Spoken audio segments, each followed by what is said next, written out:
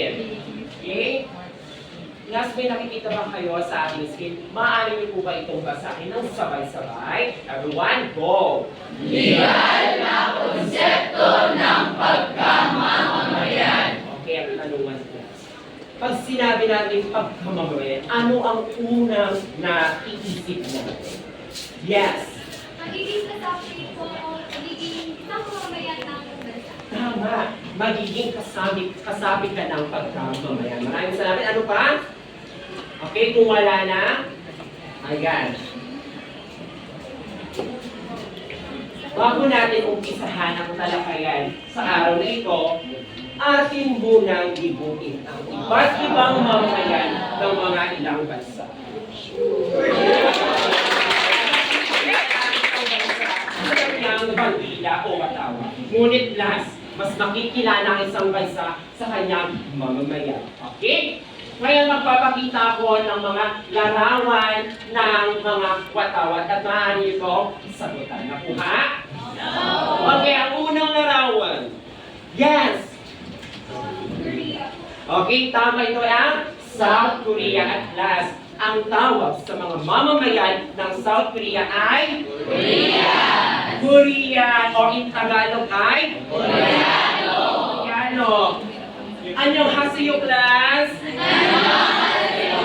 Ang ibig sabihin ay Hello. Class, magbigay nga kayo ng mga pagkain na nakikita natin dito sa South Korea. Magbigay. Yung mga pagkain na yes! Kimchi. Yes, meron tayong kimchi, tteokbokki, ano pa? Fish cake at yung paborito natin lahat? Yes, samgyeopsal. Kamsamnida, ang ibig sabihin ay Thank you. ang susunod na bandilaw ng matawat ay wait! May nakalimutan tayo. Can someone now isa magkukuha ng bandila ng South Korea dito at maaaring pakiwagayway dito? Ikaw na lang. Hanapin mo yung matawat dito. Ito ay ang bansang South Korea. Okay, next. Anong bansa ito, class? Yes. Yes, it's United States of America, USA, class. Kaya, anak, kunin mo nga dito yung bansa na Taiwan. At pakiwagay-wag class. At class, ang tawag sa mamamayan ng USA ay mga Amerikano sa Tagalog. At ang kanilang salita, good morning, ang ibig sabihin ay Magandang umaga. of course, syempre, hindi naman magpapatalo. Mamaya. Tama. Ito ay? Okay. Ano yung unang banila na binigyan natin? Unang? South Korea. Dalawa. USA. Of course, syempre, hindi naman magpapatalo ang? Wait lang, sabay-sabay. Ang sabi? Okay, ha? Sabay-sabay. 1, 2, 3. At ang tawag sa mga ang salita natin dito ay Pilipino. Ang tawag sa atin dito. Okay. Ngayon, may katanungan tayo dito. Bakit mahalaga makilala ang mga mamamayan ng isang bansa? Anyone from the class? Yes! Ano yung Hi, ma'am. Tama, di ba? Makakapalubilo tayo ng mga tao na nandito sa atin o sa isang bansa. Plus, kanina, di ba, nagkaroon tayo. Mahalaga na makilala natin kung na yung kanilang mga lingwahe. Tama? Pag nagtagalog ka na, saan ka na? Sa Pilipinas. Pag nag-English ka na, sa Amerika na ka na. Tama? At mayroon, maaari tayo doon natin makikilala ang isang bansa sa kanyang lingwahe, maaari sa kultura, karapatan at tungkulin nito sa isang mamamayan. Nakuha natin? Okay, bago tayo gumapos sa talagang talakay natin, magkakaroon tayo na games. Handa na ba kayo? Okay, so let's play 4 fix 1 word. Okay, ito ang ating panuto. Bawasahin ko, ha? Bumuo kayo ng salita na konsepto ng larawan na ipapakita ko. Okay, pangalawa, mayroon kayong 30 segundo or 30 seconds. Nakuha natin upang buuin natin yung salita. Okay? Paunahan sa pagbuo at kung sino ang grupo ang maunang makabuo, babasahin ang salita, laro na. At sabihin natin, sabay-sabay ninyo kung ano yung nabuo ninyo ang salita. Nakuha? Okay, ako na ang magbubuo sa iyo para tayo mabilisan. Nakuha? Okay. 1, 2, 3, 4, 5. Dito na ang unang grupo. 1, 2, 3, 4, 5. Pangalawang grupo. Okay? Dito na.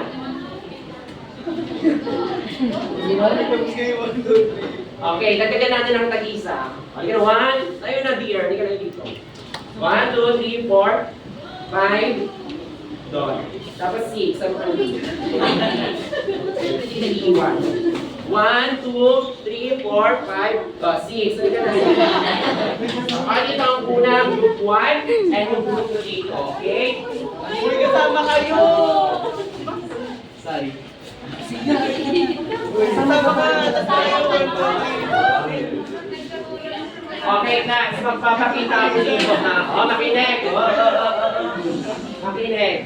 Magbibigay ako ng mga jumbled letter dito. Okay? Pag nakita ninyo or naunahan nyo na to, i-arrange nyo yung sarili ninyo. Nakuha natin. At kung na-arrange nyo na sabay-sabay kayo, bibigyan ko ng 30 seconds handa na.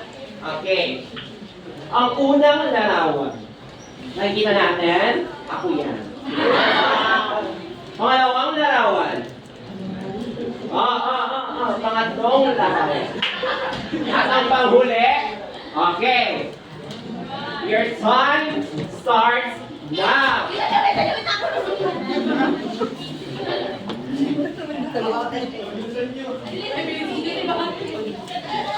At your service, ma'am, and service.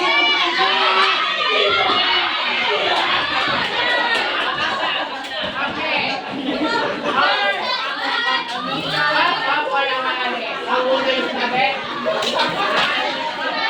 Okay, ang nanalo ay ang ating group 1. Thank you so much. Ito ay bago kayong umupo, class. Pakisabi nga sa akin ang mga nakikita ninyong mga bayani natin dito sa bansang Pilipinas. Sino yung una? Yung pangalawa? Yes. Okay, ano pangatlo?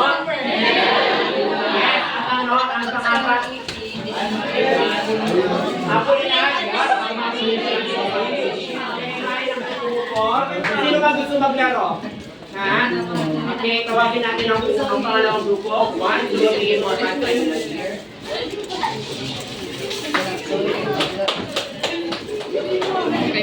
1, 2, 3, 4, 5. Ano yung dito? Yes, ano yung dito?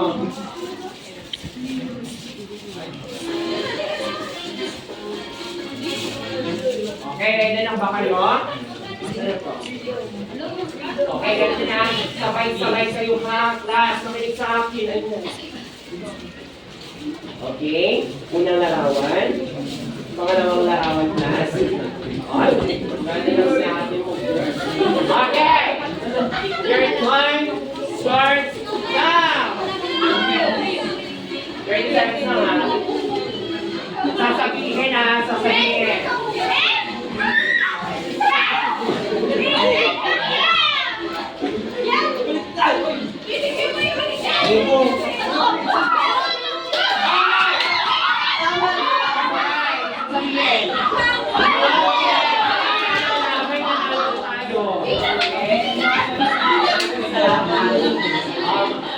Ay napagda natin dito, dear.